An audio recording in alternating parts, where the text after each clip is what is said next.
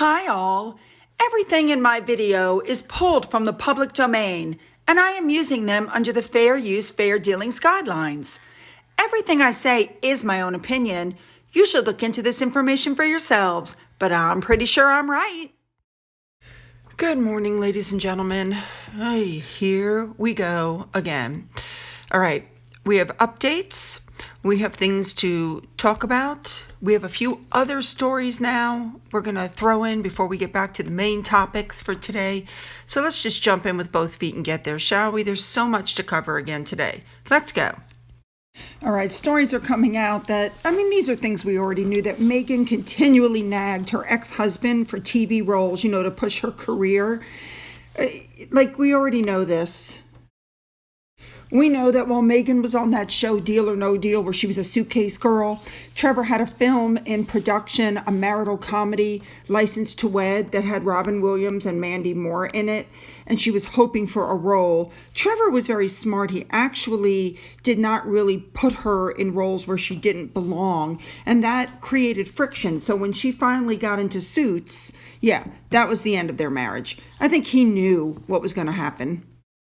Well, you know what they say about being careful who you step on your way up, because you're going to see them on your way down, and it's happening. Apparently, Meghan's ex-husband has decided to write a book, and he's going to tell everything that went on in their marriage, and that's going to not be good for her. Oh, well. All right, moving on. All right, you guys, Piers Morgan is on it, wanting to know if the Netflix crew was there, or if it was an independent crew that was hired to go with her. The one gentleman in the pink shirt looks a lot like the gentleman that was at The Hague. Everybody's like, what's happening? But we will find out soon enough, because, Piers is all over this. All right, moving on. All right, this story came out and I just had to touch on it because I completely agree. I think that things are not going well with them. We already know that with Netflix and Spotify, and her show was canceled, and they've overextended themselves. They have a lot of financial commitments. There's some trouble. And so all of a sudden, Meghan's getting involved with the polo events. And, you have to remember, back in Britain, Meghan wasn't very keen for Harry to play polo unless it could be guaranteed to raise a certain amount of money each time. She felt it was beneath him to play in matches, that kind of thing. But suddenly, here he is every week at polo, and she's there. So, something's definitely happening behind the scenes. All right, now let's get into the meat of what's going on here. Meghan was horribly criticized for flying to Texas and making a spectacle out of herself and stealing the PR, so people weren't talking about the deaths of the children anymore. They're all talking about her. She co-opted somebody else's tragedy, but yet didn't go right down the road just to visit her father. And people are going, well, Matthew McConaughey was there. He was, but he grew up there, so he has the right to go there. He kept an extremely, extremely low profile. He only met with people privately. He didn't take pictures. He put up, sayings like the one you see above. His mother, taught there. He did things the right way. That's how she should have done things. But of course, we know that's not how Meghan works. Now, let's turn our attention to Ellie Hall and Scooby-Doo. Now, we know when it comes to Ellie Hall and Omid Scobie, these two are constantly trying to give Meghan positive PR. And then when they get caught, then they start backtracking. So I'm going to show you these examples, okay?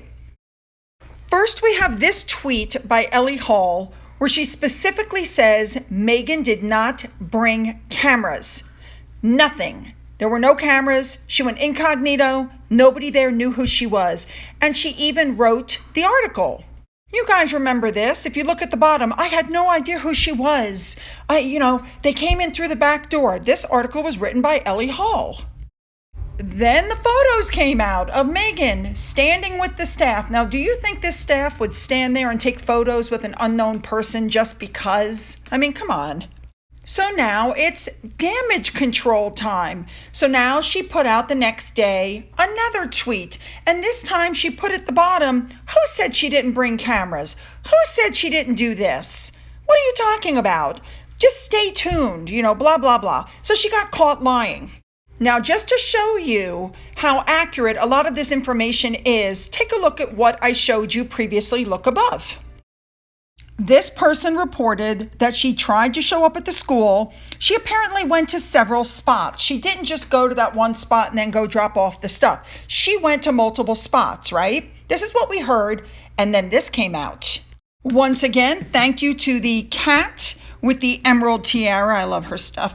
And she put this up, which pointed out something very, very important.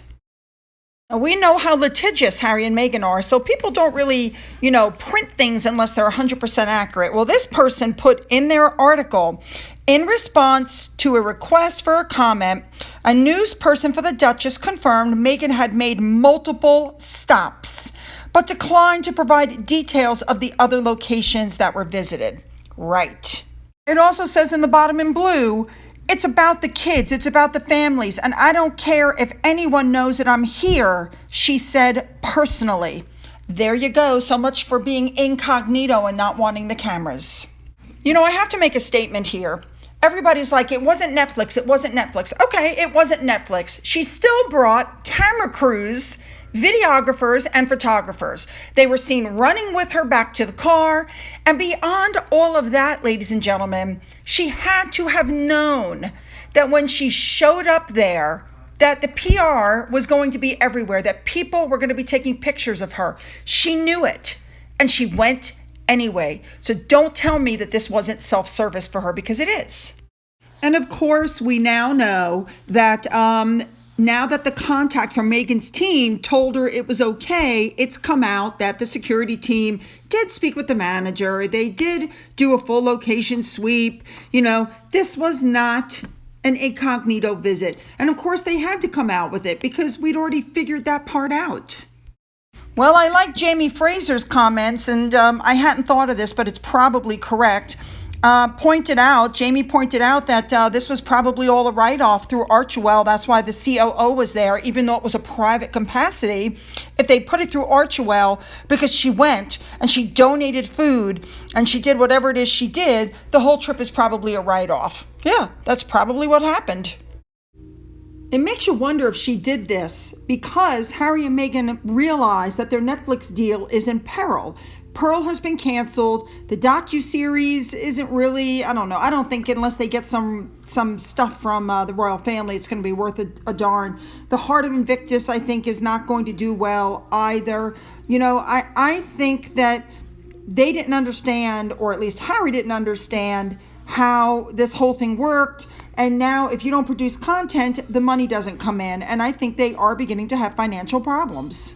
You have to wonder with this stunt that Meghan pulled, and that's what it was, a stunt. How would Harry have felt if celebrities had done the same thing when his mother died? No, I've said it before and I'll say it again. Neil Sean said that he spoke with Netflix and they denied it was their crew.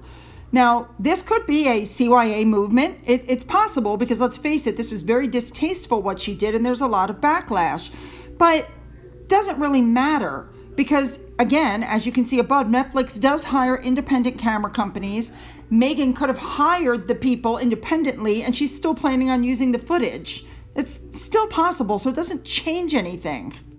Now, this was left on my wall on Twitter, and I found it to be spot on, so I wanted to show it to you. It basically says, when the chips are down, a person who generally cares for you and wants to be there for you because you need it. But a narcissist will only be there because they need it. They feed on the drama. They promote their fake personas of being that great person who's always there, but there's no follow through to build your debt of obligation to them. And none of these scenarios are your needs involved. You are an opportunity to be capitalized on. Your misfortune is their fortune. Yep, that about sums up what happened. Now, next up, I said it was Ellie and Omid, right? So, yep, here comes Scooby-Doo, and he's upset, and he put up a picture of Meghan dropping off the flowers and a picture of Kate Middleton, who went and laid daffodils, and he wrote, "Spot the difference." You're kidding, right? And thank you to Sabira Lone, No Drama Zone again, because I love what she said. She said, thank you for this. Yes, I do spot the difference. One person got their picture taken with a cell phone, while the other one had an entire photographer taking pictures and posting it on social media. Stop being an idiot, Scooby. You know the difference. Yeah, but forget the photos. Forget the fact that Meghan brought photographers with her and Kate was caught on somebody's cell phone when they recognized her. Kate didn't put out any kind of a statement. Meghan's PR people put out a statement. Kate went in incognito. Meghan did not. And Kate didn't make trips around donating food or stuff. She simply went home. And she was 4 miles from home, whereas Meghan was 1,300 miles from home. It's just like Evans Einstein said, the Sussex squad and Meghan Markle supporters are making things worse because Catherine's dad wasn't sick, Catherine didn't fly miles, and Catherine didn't come with a camera crew. Meghan did. Drop the mic. Oh, and just FYI, the young woman who was murdered lived in Clapham, and the vigil took place there, and Catherine once lived in the area with her sister. So the tragedy was very close to her heart because Catherine used to walk at night there in the same area where this young woman was abducted. Omid is imploding. Oh my God. Now, some stories are coming out that Harry and Meghan are going to be throwing a party for Lilibet for her first birthday at Frogmore Cottage, not college, and that her godparents will be attending. Really? And they're also supposed to be hosting close friends. First of all, I don't know of any close friends that live in the UK that they have. And number two, you have to be christened to have godparents. Remember, they were pushing for the christening while they were there. Very interesting. I think it's going to be a very small party.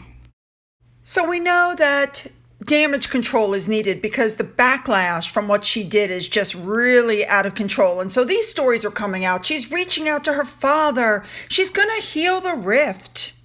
I think she thinks that these kinds of stories will change the PR narrative for her.